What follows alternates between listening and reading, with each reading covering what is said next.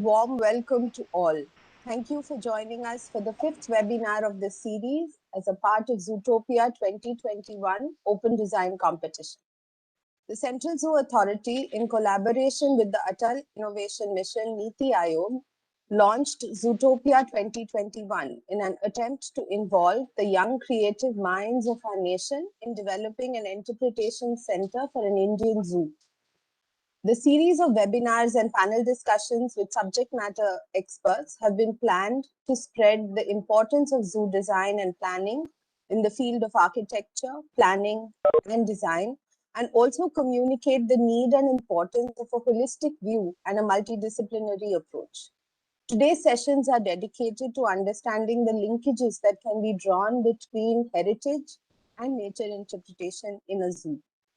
Our presenters for the evening are Dr. Neelkamal Chapagain of Ahmedabad University, Dr. Shikha Jain from Drona, and Mr. Siddhanjan Rai Chaudhary from banglanatak.com. To start the session, I would like to invite Dr. Neelkamal Chapagain. He's an architect and heritage professional and currently the director of Center for Heritage Management, Ahmedabad University.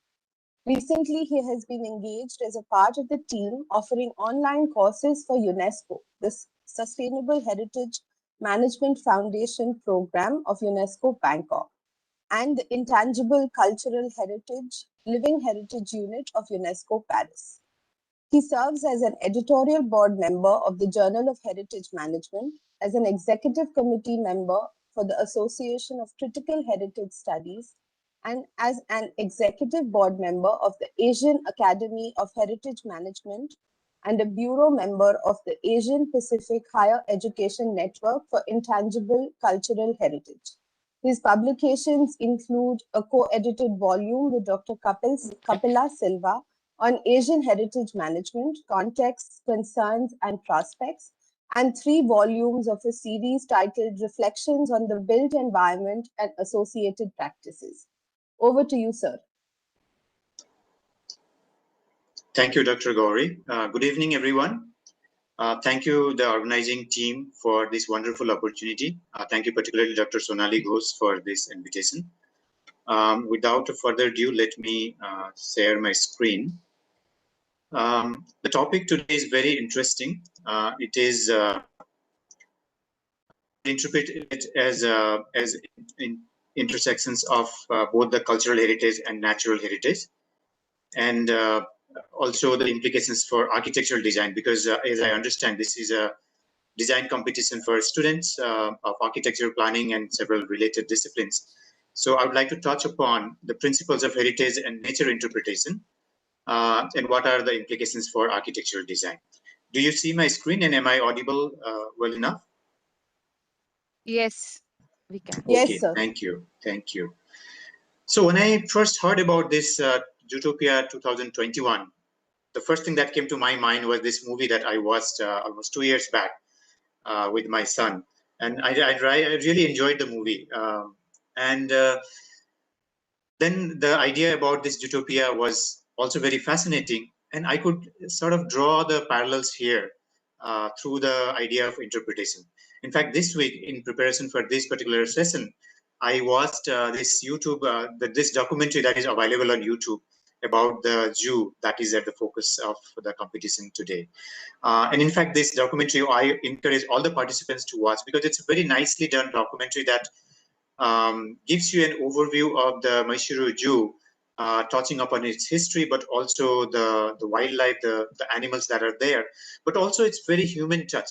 So there are a lot of intersections I could draw between the movie, which is nicely done, and this real documentary about the zoo. And that really inspired me to think about how can I share something that might be relevant to design project about the Interpretation Center here. As one can see from the website, and I'm sure many of you are aware of the zoo, the Sri Chamarajendra Zoo. I have not visited, so I took time to browse the website, see the videos available on YouTube and the website.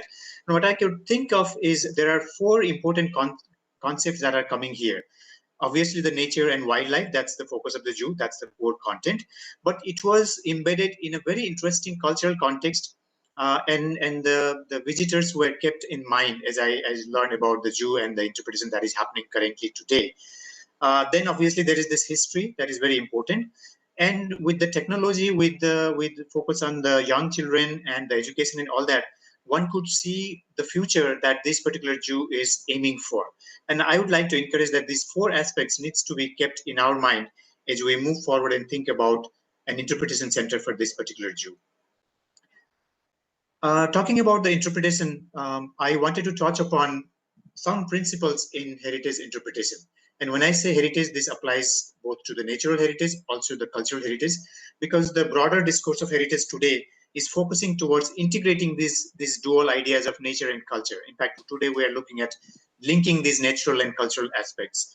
And I would not like to go into detail. You had a webinar, I think, in the past week, where Dr. Bitapi Sinha touched upon in detail about these very founding principles that Freeman Tilden gave us. But I would just like to remind you here, these 6 principles, which I will come back to connect to the design principles. But I would also like to highlight that after Freeman Tilden's seminal work, there have been multiple works that have been done to expand on these 6 principles. So, for example, what you see in the screen is a series of further principles that are elaborated by a few scholars. For example, this one by Beck and Cable, where they talk about 15 principles, where they think of interpretation, the act of interpretation, as a gift in multiple ways. And so these 15 principles are really the elaborated versions of that. And when you look through this, you can also see that some of this might be very relevant. For example, the idea about the beauty, and the target, use of technology and all that. But as a heritage professional, I would like to draw your attention towards a very interesting charter that ICOMOS, the International Council on Monuments and Sites, sort of the cultural advisory body to the World Heritage Convention, they came up with a charter on interpretation and presentation of cultural heritage sites. So even though this is more on cultural heritage sites, Freeman Tilden's principles are more on the natural heritage sites, the nature interpretation, but one can see the parallels, one can see the intersections between the two. And if we look at the definitions that this cultural heritage charter, the ICOMOS charter, refers, there is a definition about interpretive infrastructure. And I think this is important for us to keep in mind when we think of interpretive infrastructure. It refers not only the installations, but also the facilities, which includes an interpretation center in a zoo or a natural park or any other areas. And therefore, I wanted to highlight that the cultural heritage interpretation charter does refer to these concepts. And there are 7 principles this particular charter highlights. I'm not going into detail of each one of them. For example, the first is access and understanding, which reminds us to think about any interpretation, whether it's activity or an interpretation facility or a space, has to have access both in physical terms, but also in terms of social and cultural access, which should facilitate understanding. The information needs to be valid, which also is emphasized in other principles. What I wanted to touch upon the setting and context, the third principle, which really is important in an architectural design, which as an architect, most of the designers obviously would be familiar. But this charter goes on elaborating what it means to look into the setting and context when we're looking at interpretive practices. And so I would encourage you to look into this, where the setting and context is important, not just from the design point of view, but also bringing in the relevance of the cultural heritage into the design of an interpretation center in a zoo. So this is one way that cultural heritage of a site might be very important while designing an interpretation center in a zoo. And obviously, as I mentioned before, this particular zoo in Mysuru has a very significant both historical and cultural, also an overall landscape context, and that needs to be kept in mind. This charter also talks about authenticity, which becomes very important in this particular design exercise, where there are numerous heritage structures. And when we talk about heritage structures, the historic structures, authenticity is a very key term that comes, which reminds us how much shall we change, how much can we adapt, and in what ways should we adapt. What from the history should we retain, and how do we interact with the history. And there, this particular charter reminds us to refer to the NARA document, which actually elaborates the concept of authenticity in multiple ways. Authenticity is not just in the fabric or the material. Authenticity is also in the use, in the cultural context, in the intangible practices, and so on. I'm not going into each of the points, but I just wanted to remind you that there are multiple sub-points mentioned under this principle number 4. And then principle number 5 talks about sustainability, which again you can connect to the Mysuru Zoo, where the sustainability has been an emphasis given in its practice. Inclusiveness, again, the other natural heritage interpretation principles also highlight, and research, training, and evaluation obviously becomes a part of a zoo design and interpretive design. There are also some other sets of standards and practices which allows us to aim for a certain kind of a standard in our design. Obviously, these standards are meant for the interpretive practices, the activities, but the same can also be connected to the design, architectural design. So I would encourage the young designers to also consider these practices which aims to make the interpretive practice as a best practice. To your attention, I would like to draw your attention to two particular points from this. Out of all these points that is in this particular document. One is audience involvement. This is very important. And there are steps that needs to be practiced to make audience involvement more meaningful. And that qualifies an interpretive practice to be a best practice. So as a designer also, this would be an important thing. The second important thing is the visitor experience. The entire motive of an interpretation center is to create a space where visitors enter, engage with the space, the exhibits there, but through that get an window, get an access to the entire zoo. So how do you facilitate that? How do you create that interest? How do you implement the interpretive practices through your architectural design? If you pay attention to that, your design is going to be better design, or perhaps best design. So I wanted to also highlight these two important points for these standards and practices that is given by the International Association for Interpretation. Similarly, if you look around the various guidelines and manuals that are created for interpretive practices, you'll find this important concept of interpretive triangle as a guiding principle, where the triangle is composed of interpreter, obviously the person driving the interpretation, the participants for whom the interpretation is being done, and the phenomena. In the phenomena here is the zoo, the cultural and natural setting of the zoo, the animals, the biological science that has to be taught. So these are the phenomena. Now the intersection of these is what is happening at the interpretation center. So your interpretation center design should, uh, based on this particular principle, this triangle should be a guiding triangle to your program design, your architectural design, and all sort of that thing. So I wanted to also remind this, and this is available in multiple guidelines that are available. And also one more point I wanted to highlight for the young designers is to look into the research. And particularly I found this week when I did my research, I was very impressed with this International Zoo Educators Association, which comes up with a series of journals which are available now, available free on the website also, which actually touches on various aspects of zoo, from education to zoo, scientific conservation, to the public awareness, to the facility design. What I noticed was the design aspect in terms of architectural design is touched very less, but as an architect, one can read different articles there and draw relevance. So I would highly encourage the young designers to look into these resources to understand what really happens in the zoo and what needs to happen in the interpretation center, so that the interpretation center becomes a window to the broader thing that the zoo has to offer to its visitor. So therefore, the architecture of interpretation center should be based on these ideas of the principles of interpretation that is given by Tilden and other scholars, as well as the principles that is given by the ICOMOS Charter. So we need to conceptualize the zoo interpretation center as a window to develop perspectives about the wilderness that the zoo offers. And in doing that, it should be a space that should be designed as a playgroup class, which needs to be really exciting. It needs to motivate the audience, the visitor. Because if you see, one of the principles that Tilden has given is that interpretation is an act of provocation, not instruction. So it's not about teaching them, it's about provoking them and interest. So your design needs to be exciting in that sense, but it also needs to be flexible and enabling, so that different principles of interpretation can be practiced by the zookeepers and other. And so again, this idea of nature and wildlife, these four themes that I mentioned in the very beginning, becomes very very relevant. And that needs to be converged towards this triangle that is at the core of this whole design process. So these are the few points I wanted to highlight as a way to connect these interpretation principles to architectural design process. And I hope those are helpful to our designers, the participants who are participating in this. And I will stop here, and I'll be happy to engage into any question discussion later on. Thank you very much for listening. Thank you. Dr. Neil, thank you very much. That was brilliantly and succinctly put and well-rounded. It covered so many aspects.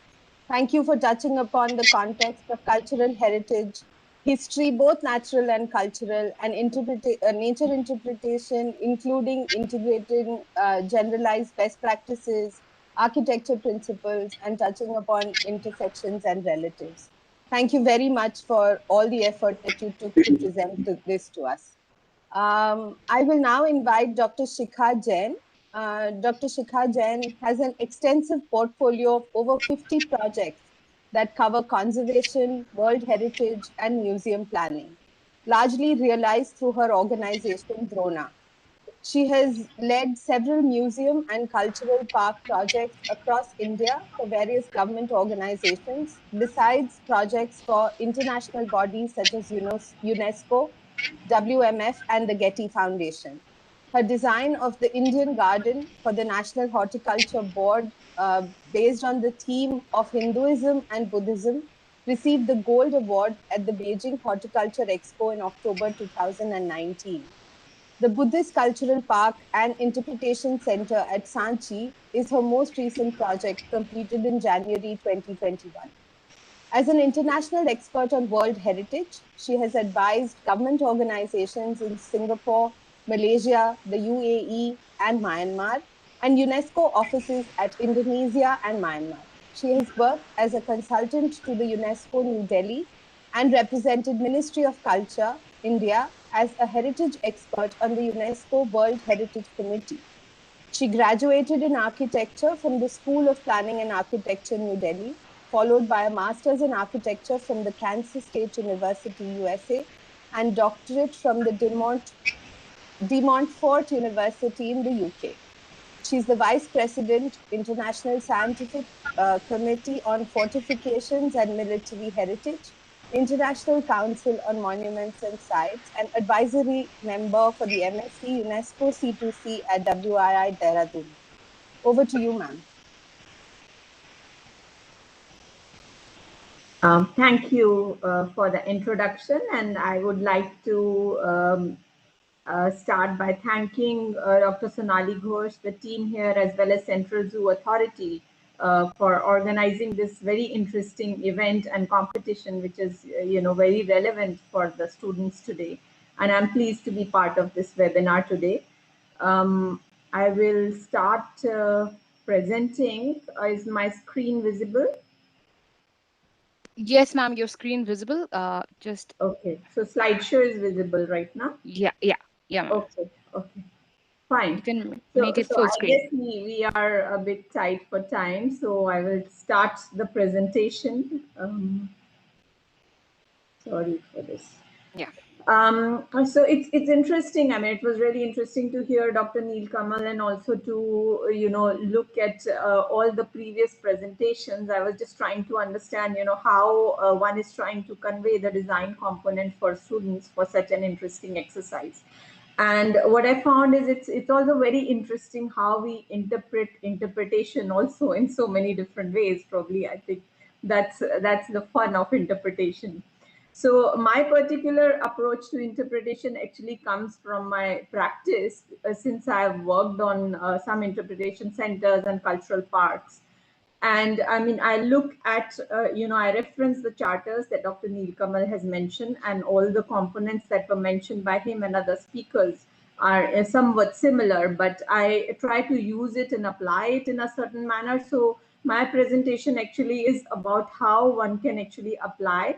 And so I'm looking at it more as not particular guidelines or points to be referred to, but more as a process that needs to be followed. And while following that process, we understand that particular zoo or that particular site and the messages it is giving, and that's what needs to be communicated. So I've just put it down as steps for designing a zoo interpretation center. And I think, I mean, one is, of course, understanding the background context and planning, which is so important. And, a part of it was already dealt with Dr. Neil Kamal very elaborately.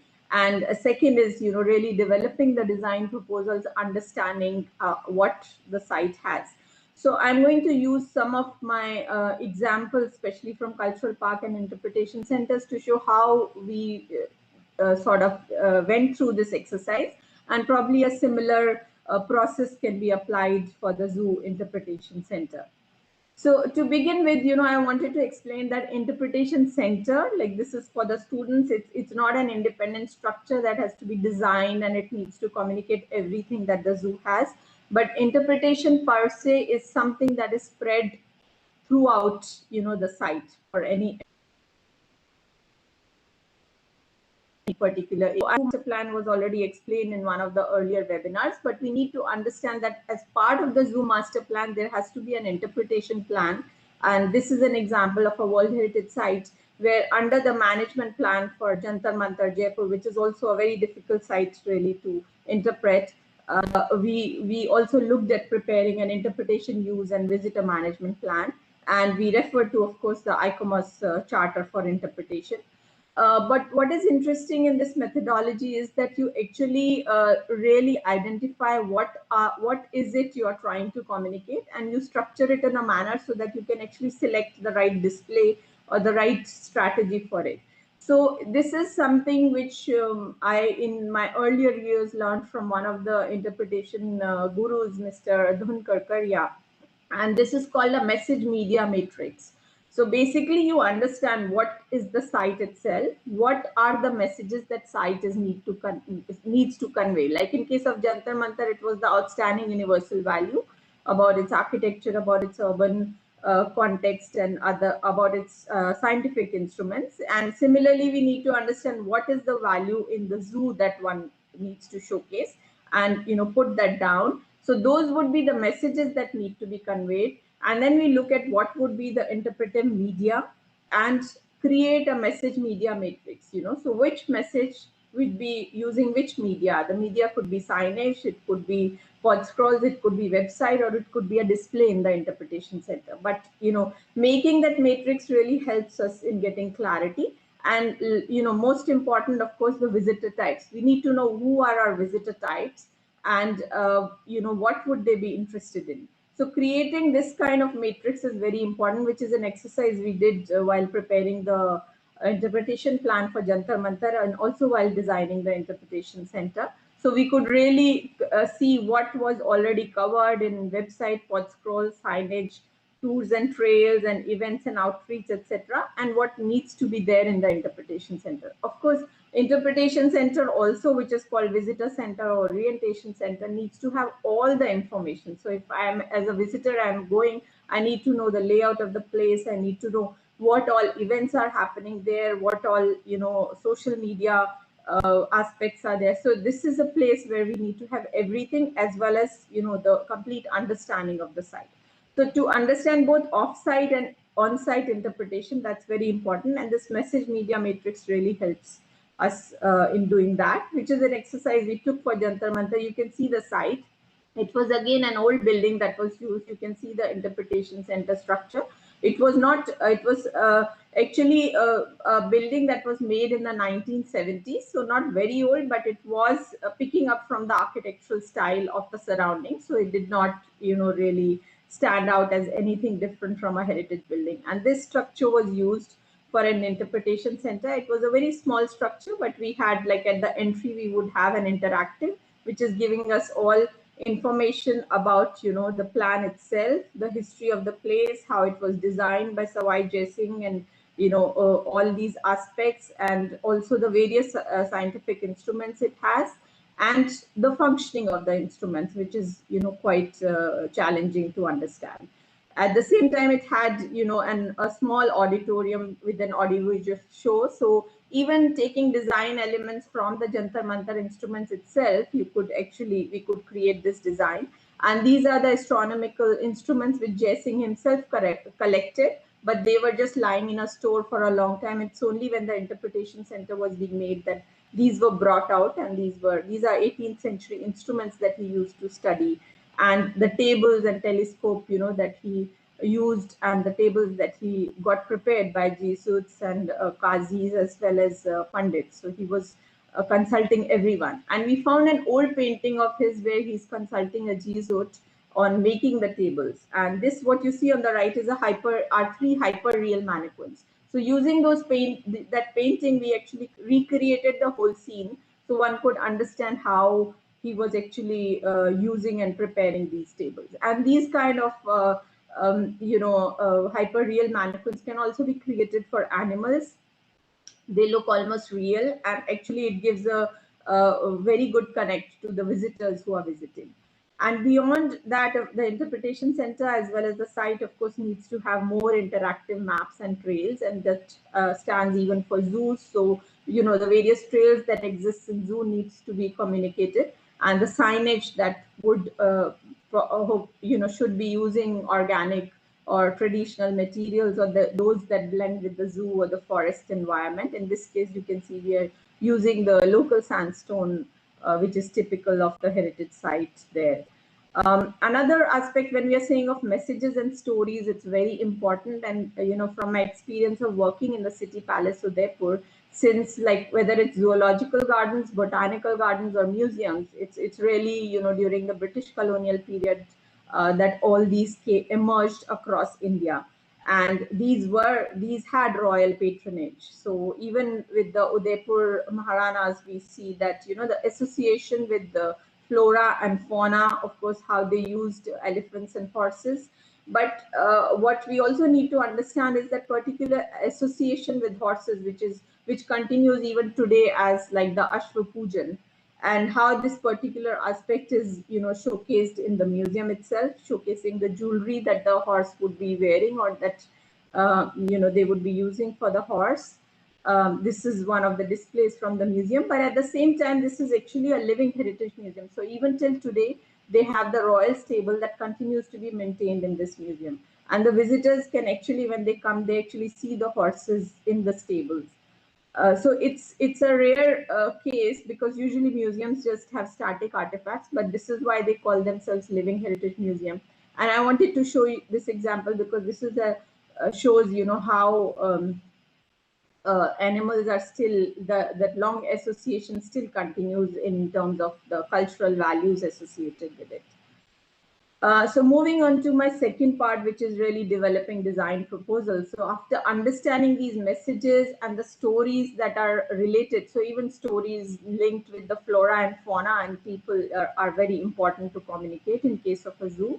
But we can sort of look at what are the key points. We, of course, first need to work out a layout for the interpretation center. And this is an example from one of the 3D complete walkthrough, immersive walkthrough that we created for Rajasthan State Archive. So you can actually walk in the entire area, like 3D walkthrough, which is also available on their website, and you can actually pick on any artifact and read the details about it. And this is something like creating it for a zoo with drone imagery and having it right in the interpretation center would be, an excellent thing to do. But of course, you could have static maps, like in this case of the Buddhist Cultural Park, you can see the layout and also the interpretation center. But having the first point is like having an orientation is very important, what we are going to see in the entire site. So you need to communicate it, whether it's via a static thing, via a model, via 3D model, or via an interactive. But that is a key component. And of course, there could be other interactives to support that, different animals in the zoo or how they behave. There could be interactives about it and quizzes about it.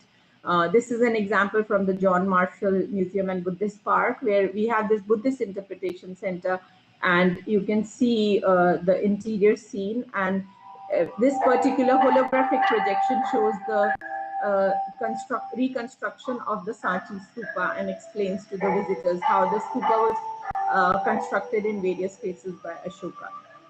So this is just an example of the digital tools that can be used.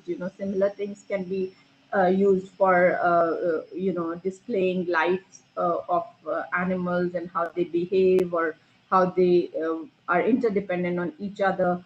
And this is an example, I mean, because of the way with the colonization, we were into this museum set and we had these static displays, which is now changing. So in case of Patna Museum, this is the existing display of taxidermy. They have a very wide collection.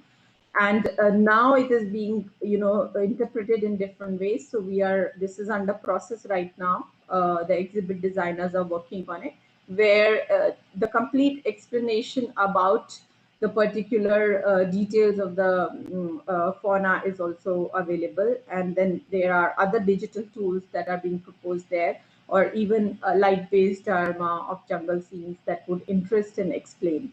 But also, I mean, we need to know that visitor is the main person, we need to communicate with.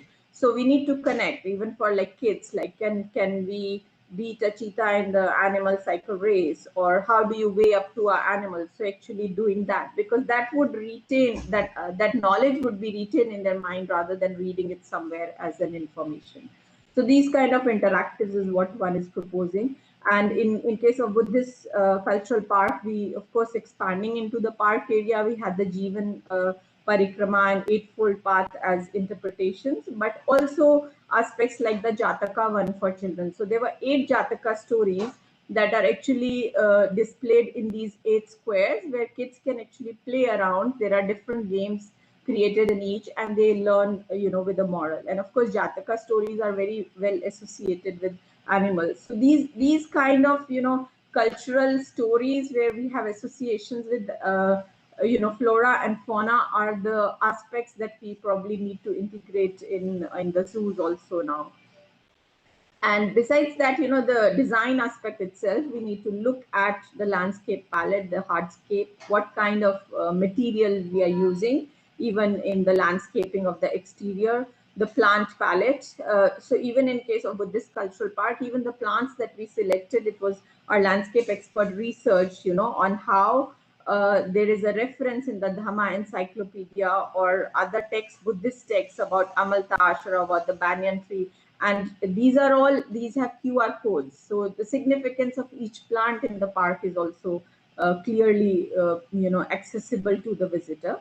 The signage vocabulary I've already shown, but one could even develop it. This is something we did for Udaipur, because they have iconic peacocks and elephants all over.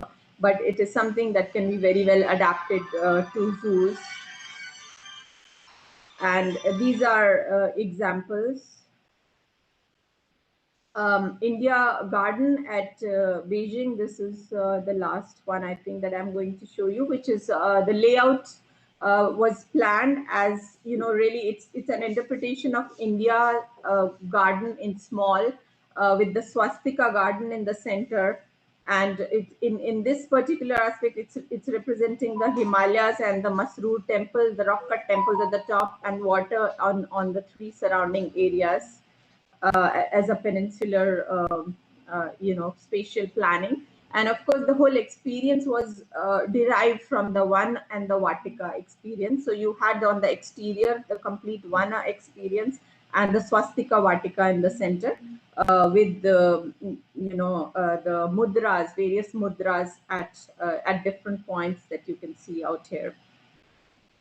And this is just to show how the cultural significance, both for Hinduism and Buddhism, was linked and again associated with various plantations and the iconography that was used for display. But also the exhibition panels and interactives had aspects like mythology and gardens. What are the gardens of India? The medicinal value of plants, the cuisine and savoring of those. And water conservation. So in a similar manner, I feel for the zoo also, I mean, the associational values with our flora and fauna, with each kind of particular animal can be really highlighted, how it was in our particular cultural associations. That's very important, because currently we are just looking at the scientific information that needs to be provided. But our cultural associations with particular flora and fauna is completely lost. So probably that is one aspect one can look at. And just to conclude, I mean, these are some views from the Singapore Botanic Garden, where I was part of the advisory when they were nominating it for World Heritage. But they have a very interesting visitor center. You can see, I mean, though they have interactives and all, but even on the sides, you can see how the natural features are very, interestingly incorporated in the design. And similar aspects from the Forest Research Institute, Malaysia, where also and I'm advising on the World Heritage nomination. This just shows the complete map and guide of that entire area. So this is my concluding slide, and I think, I mean, what I've already said, the key points. First, we understand the zoo design with its zoo-centric approach, the key messages required for interpretation, understand the zoo visitors, children, families, researchers, animal lovers, and others who come, develop that message media matrix and modes of interpretation, on-site, off-site, interactive, and develop a final display mode for the interpretation center. We prepare the layout, the circulation, and the circulation and layout has to be as per the historic structure, since it's an adaptive reuse exercise. Then, of course, you could judiciously select, how much of static and digital and interactive is required based on the information, and signage, lighting, vocabulary as per the zoo theme. And finally, of course, using sustainable techniques and organic materials in the design. Thank you.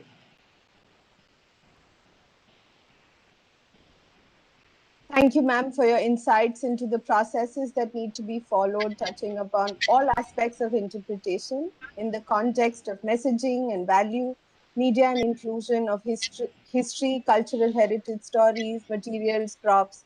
It was quite a novel view for us. Thank you very much. Our third presenter for the evening is Mr. Siddhanjan Rai Chaudhary from banglanatak.com.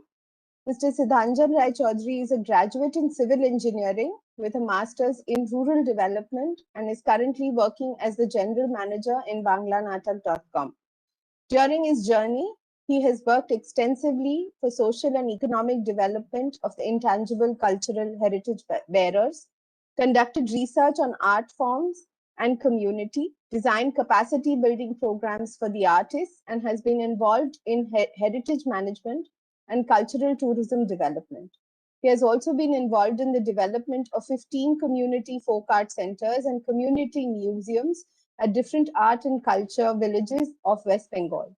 One of his key strengths is event management and has organized various festivals and events across India. His hobby, as a hobby, he loves writing poetry. Welcome, sir, and over to you now. Am I audible? Yes, sir. Okay. Thank you, Central Zoo Authority and Sonali Ghosh, and I'm very happy to be a part of this webinar. Happy Biodiversity Day to start off. A very good evening to everyone. My presentation will talk of how animals and birds have been an integral part of our ICH and how those can be part of the Zoo Interpretation Center. Animals and birds have always influenced art and culture of the communities as they have coexisted for thousands of years. Sir, would you like to share your screen? Is it not shared? No, sir, not yet. Okay.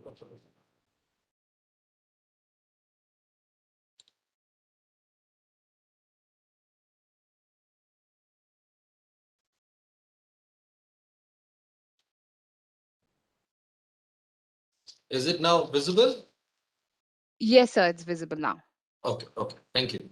So I was there. The animals and birds have always influenced art and culture of the communities as they have coexisted for thousands of years. When Kolkata Zoo was formed, the then curator of the zoo, Rambrombo Shannar, gathered all the animals from nearby areas of Kolkata.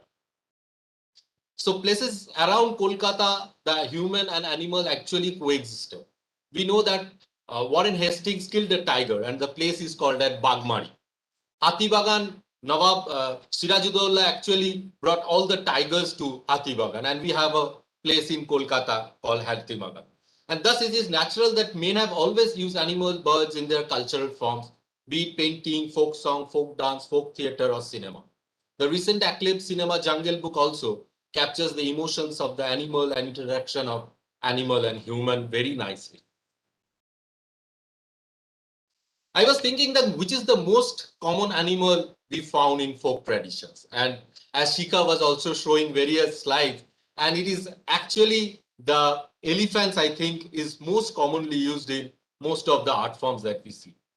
Because it is found all across India and also because of its relationship with Lord Ganesha. It has played an important role in warfare and is used in transport. Elephants are found in architecture, mythology, paintings at the royal courtyards, frescoes, terracotta, and you name any other craft form, you will find elephants as an important component. Here we see a painting on miniature painting.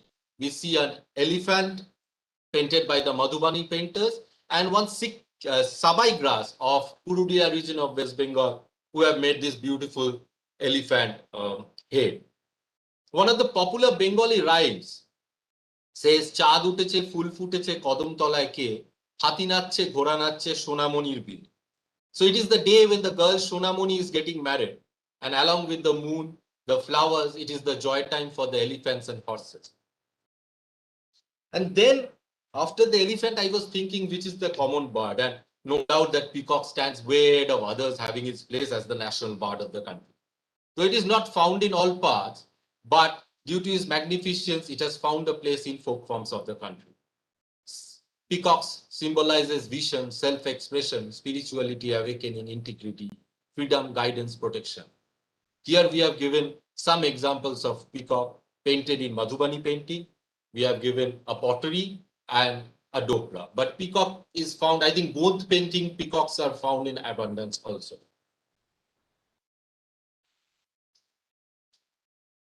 Elephants, peacocks all come together to usher in growth, love, prosperity for a newly wed couple.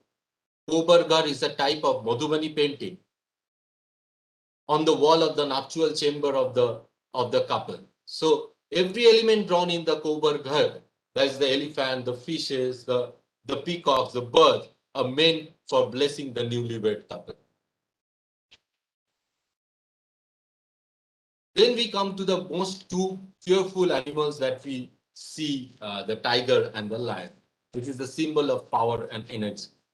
In Orissa belt and also in Sundarban area, in Orissa we find Baghana, where the artists are painted with different tiger motifs in the region of Suvarnapur, Ganjam district. In the Sundarban area, we see that every year there is 20 or 30 deaths. Bonbibi is the god of the forest in the area and is worshipped to save lives of the region from the claws of the tiger.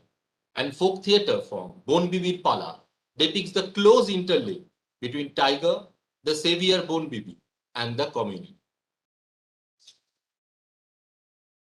Interestingly, when we come to lion, we see the vehicle of goddess Durga is lion. The national flag of Sri Lanka has lions. However, lions are more common in the West. Thus, there may have been migration of animals from west to east and east to west.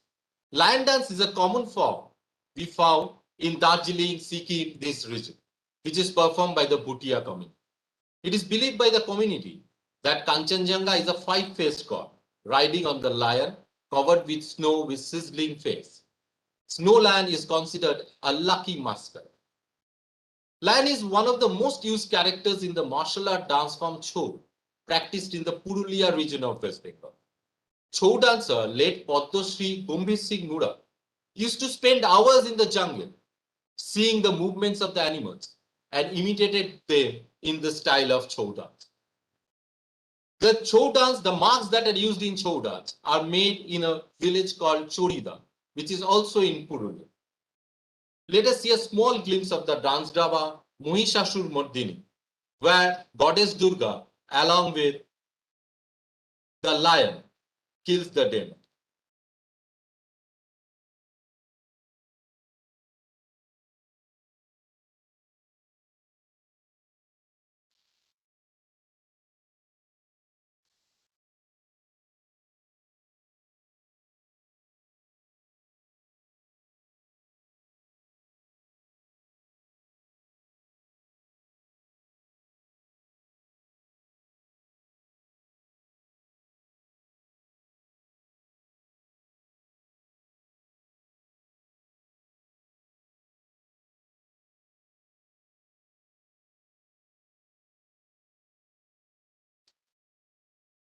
Another interesting folk painting form of Rajasthan is Pavuji Kapha.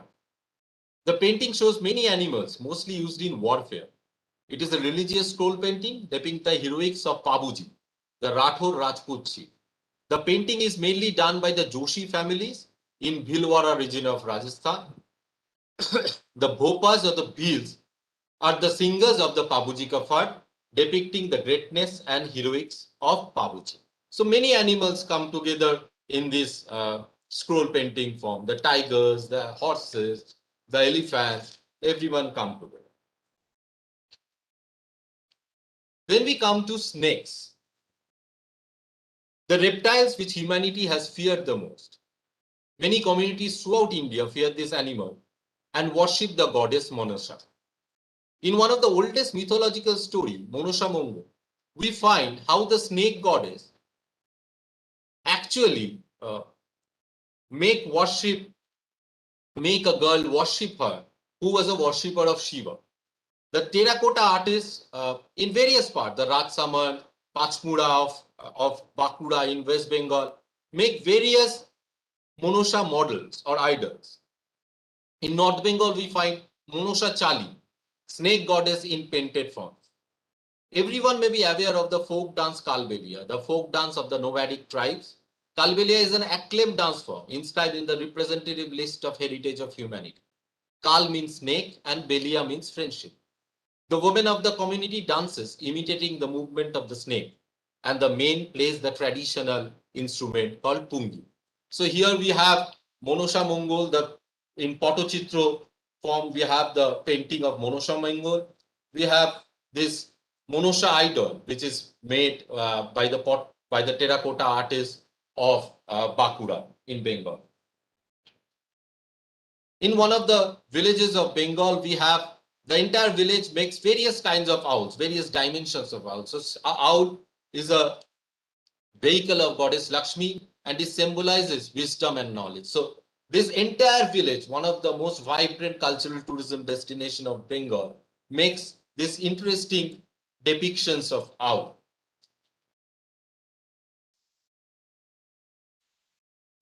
Then we come to the aquatic animals, the fish.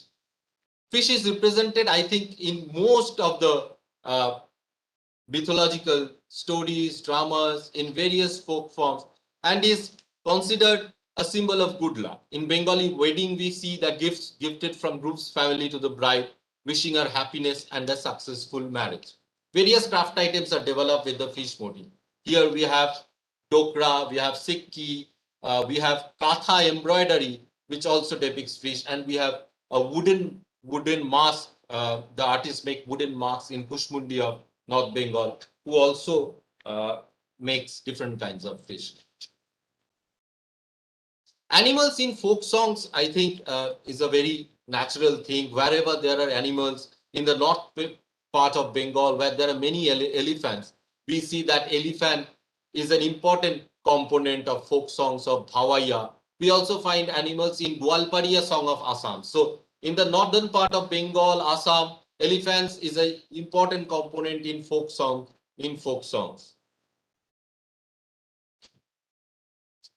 If we see other animals, birds who finds a place in the entire cultural dimensions of India, we see camel, which is very region specific, mostly found in crafts, music of desert region. Parrot symbolizes love. It has been used in Madhubani painting and also other painting forms. In Gond also we find various kinds of parrots. Crocodile rhinoceros, I don't think it is found widely, but various crafts actually for various decorative items, they use crocodile and rhinoceros. Monkeys, we find the Saharia Swang dance form by the Saharia tribes of Shahabad in Rajasthan. They actually do this Saharia Swang. And the Siddhi Gomas, who were originally from Africa, who settled in Gujarat and have been in Gujarat for several years, they use various, their dance form, they use various movement of the monkeys. Tortoise, we find this animal in many fables. Also in Rajasthan folklore, like story of Rani Kachwa, we find tortoise. Crane is an important puja. We call it puja in Rajasthan and in many other places. It is considered as a bird who has for many years worked as a messenger. So the lover girl wants to give a letter to the lover boy, and puja plays a significant role in carrying the message. and giving it a crown. Deer is a considered object of worship, and since Ramayana, deer has a very important place in various mythological stories. It is also found in bone painting widely. I think souvenirs, these very beautiful handicraft items can be a very good souvenir item in interpretation centers. Here we have this elephant made of shola. Then we have pottery items. Then we have dokra items. We have shavai items. So as Shikha ma'am was telling that the entire interpretation center can have spaces for heritage awareness, can have spaces for heritage quiz, can have spaces for interaction. It has to be very interactive, and with the digital world in place, I think we should have much more digital interface and make it much more interactive and interacting. So it has to be education and entertainment to attract children and make it much more lively. Thank you all. Thank you for your patient hearing.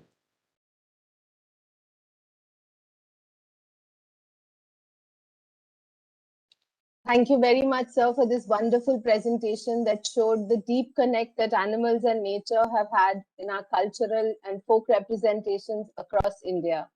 Thank you very much. Thank you. I will now open the platform for a panel discussion where we'd like to have insights from all our three expert speakers today.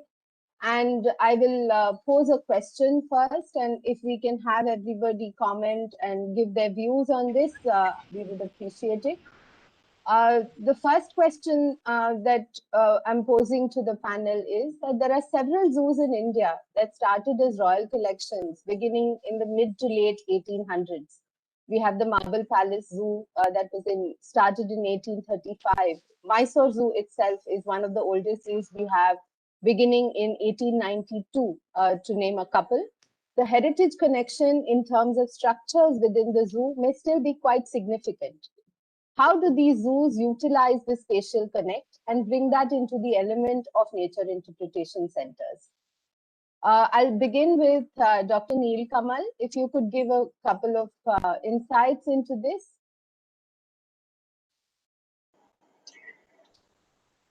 Dr. Neel? Yeah. Thank you. That's a great question.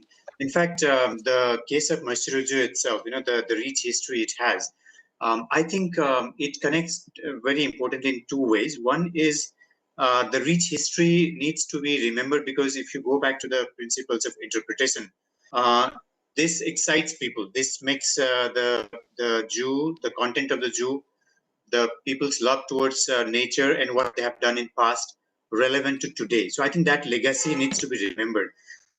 When we do justice to an existing historical structure, I think that not only contributes to the principle of sustainability, but also it connects to the connectedness, connecting to the people, but also encouraging them, exciting them. That was one of the principles. So, but then I think in terms of creating an architectural language, these existing structures also give us a kind of a design palette, like what Shikha showed, in terms of the signage design. So similarly, space design could be derived from that. So it has multiple aspects, and I think, and more than that, it also, in a heritage sense, it also represents how the nature and culture has been intertwined for very long. It's not a new idea. That's how I would respond to this. Thank you very much, sir. Dr. Jain, if you don't mind, could you turn on your videos, please? Yeah. Thank you. So yeah, that's a very interesting question. But like you mentioned, it was really the royal patronage that sort of encouraged these zoological gardens and even botanical gardens, or even other places like the parks and sanctuaries that have come up, were initiated during their period. So there are a lot of stories associated, with how these zoos were developed or how they came about. There was hunting that used to take place, but with hunting also there was a respect for the ecosystem. why those forests need to be maintained and why that ecosystem needs to be sustained. There was particular period or time when they would not hunt, which was the breeding time for the animals. Or so those are the kind of stories which are linked with our culture. And I think with each site, that is what we need to discover, like how that particular ruler got associated, why he took up, because it was it became their passion to have a zoological garden, and they had their connections with the animals and birds. And I remember, walking into the Getty Museum, and I saw this book in their souvenir shop, which was about a pet. That book was named on the pet that that particular prince had. So it's very interesting for children to have these kind of stories. So I think that's what we need to pick on, these historic stories, and link the building, the historic space with the zoo, how it came up and what were the relations there, and how we can narrate these stories. Thank you very much, ma'am. Sir, what about your views on this, Mr. Sidhanjan? As Shikha was mentioning, that there are many stories, many interesting stories, and there were two museums. One is Marble Palace Zoo. So Yes, the Marble Palace Zoo, as you were mentioning, it was developed in 1835, and Raja Rajendra Malik, I think, developed it. It was the first zoo. It was the first private zoo, I think. And to be very honest, it is very interesting that the zoo was made for preserving and displaying only herbivorous animals, because the institution was vegetarian. So those are interesting things, that there were mostly birds back there, but also long-tailed monkeys, spotted deer, and barking deer. So various kinds of animals was also there, but it was only herbivorous animals were kept in the zoo. So these sort of interesting stories has to be, as Shikha was mentioning, has to be there in the entire interpretation. moving forward from here, we think about representing local heritage, cultural nuances that may bring about an element that is quite novel to be incorporated in zoo interpretation. We think about all those local stories, like you mentioned about Marble Palace. How can this be incorporated into academically current, dynamic, as well as practical implementation models in a zoo? Because most of our interpretation units that we have so far are quite static within a building, and they have signages or whatever. So how do we incorporate these into current and more dynamic interpretation? Dr. Neil, I'll open this up for you again. If you could give your comments on this. Sure. So this is again connected to the previous discussion we were having. In fact, one of the things that we have to keep in mind is an interpretation in a zoo or in any other heritage site, whether it's cultural or natural, or even cultural landscape. The interpretation is not about just the scientific facts. It's not about teaching. It's about engaging people with that fact, but triggering some interest and excitement. So these intangible, in fact, the Sidhanjan's presentation, elaborated on so many stories and those beliefs behind. I think these are the connectors. These really enable people to connect. This brings life to the exhibits and the stories that needs to be there in the interpretation process and the interpretation center. So I would consider this as a soul. You just don't create the structure. The structure needs to have a soul, and this actually helps us to do just that. So I think it's very important. Thank you very much. Dr. Jain? So thank you. I think I'm a person who's partly into research and partly into practice. So I think it's a very important aspect. Whatever we are doing, the principles, we learn how to apply them, and from our practical experience, we again feed back into the academics. It's a cycle that goes on, and it's a cycle that has to happen with constant interaction and constant applications, learning from the site itself. And this is a conversation, in fact, we were having some days back, there was a forum of the IUCN where they were looking at, indigenous knowledge systems, how they can inform nature conservation, which is really gone scientific. And this is something for the zoos also, we can integrate. I remember when Kanchenjunga National Park, we were working on that, and usually forest has a nature conservation plan, which is very good and scientific, but often they do not incorporate the indigenous knowledge systems, whether it's about the flora or the fauna. And I think it'll be good to have that kind of interaction. So of course, cull out the stories and communicate to people, but also actually use it in conservation of flora and fauna. And that's how they will live longer and they will sustain. Thank you so much. It's very interesting to hear that this is actually coming into play in today's conversations about nature conservation when you're talking about academics. Mr. Siddhanjan, your view on this? See, in the zoo, actually, we go during our childhood days, and when we become parents, we take our children to the zoo.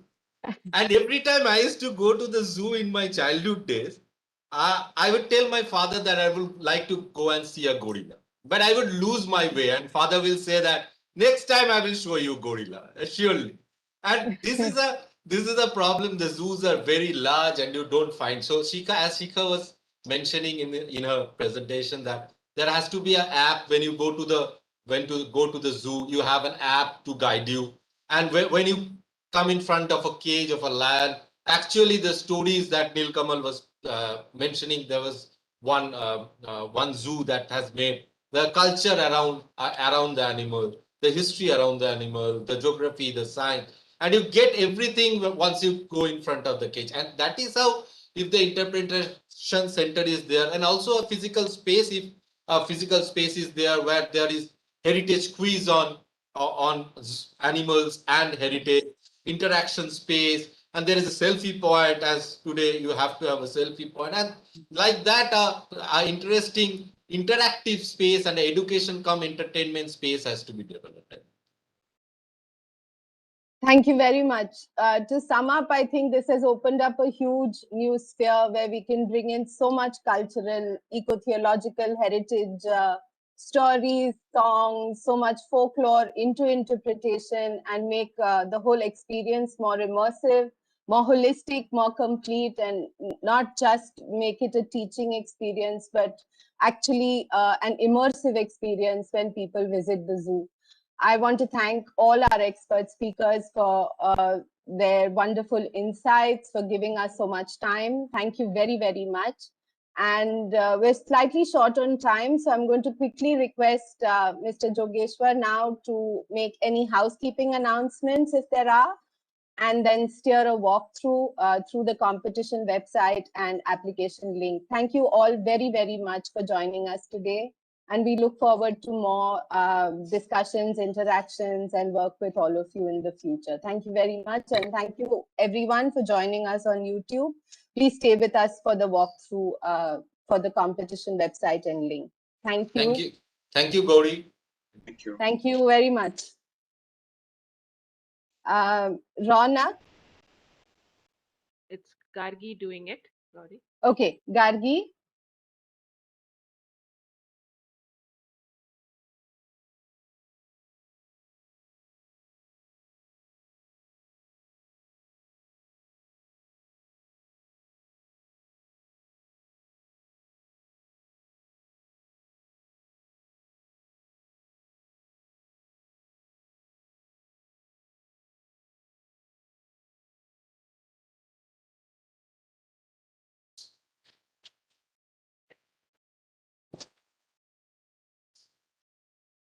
Gargi, we can't hear you.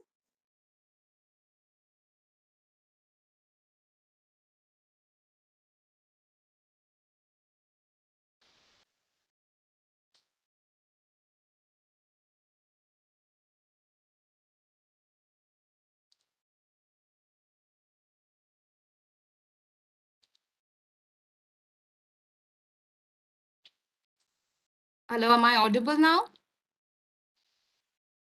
Yes, Gargi. Okay, perfect.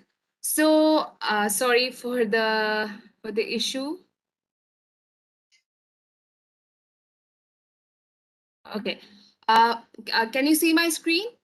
Yes, yes. Please go ahead. Yes. So once you do the aim.gov.in, once you click the banner, it will take you to the official website, which you have already seen. So that aim.gov.in/zootopia.php, that's the official competition website of Zootopia 2021. You will see all the details mentioned here about a small brief, the criteria, and at the bottom, you will find these three tabs, the competition files. You will have all the files there, both for the Windows and the Mac.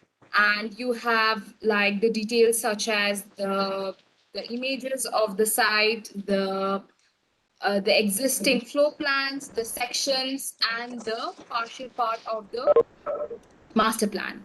Then in the guidelines, once you click the guidelines, you will see this brief where you have again the short background, the eligibility criteria about the channel and about the challenge and what are the things to be submitted.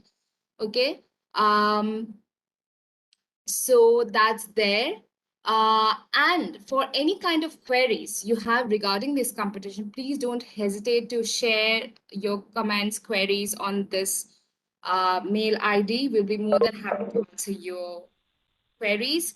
And the other part is like the apply now. So once you click the apply now, this whole tabs open up and you will have the register option where you have to register your category name, qualification, universities, and then you can log in and submit your entries. I could see many of you people are asking about what is the built up area. So if you open the PDF files from the competition files, there will be the building line.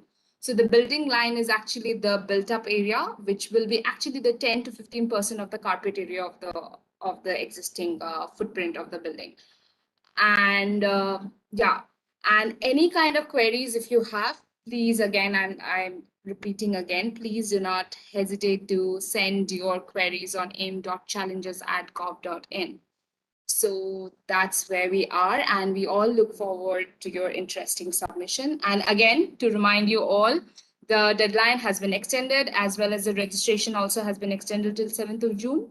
So please don't be late and submit it as soon as possible. Thank you so much for joining today's session. Thank you, Gargi, and thank you everyone for joining us today. We look forward to having you with us for our next webinar sessions. They will be on our website. Thank you very much and have a good evening, everyone.